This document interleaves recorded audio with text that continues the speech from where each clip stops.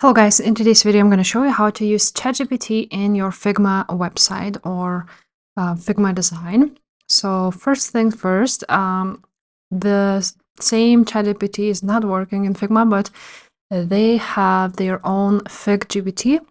So to use it, when you open up here, you're going to click right there on the main menu at the top left corner, and then you're going to scroll down until you see plugins and then manage plugins.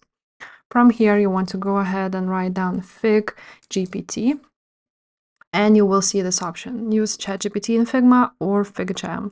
So you want to click Run,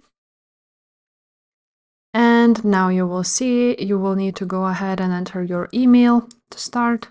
Now, if you want to use it for free, as you can see, you can use FigGPT with OpenAI's API key for free with some limitations.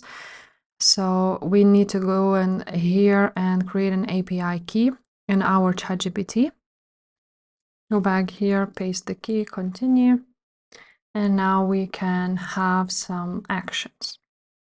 So yeah, that's basically it, guys. That's how you can go ahead and, for example, send a message to the FigGPT and have some actions available for you.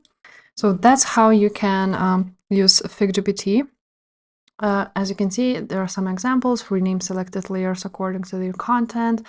Pre-fill the selected text with some realistic looking content. How can I improve this copy on the selected screen?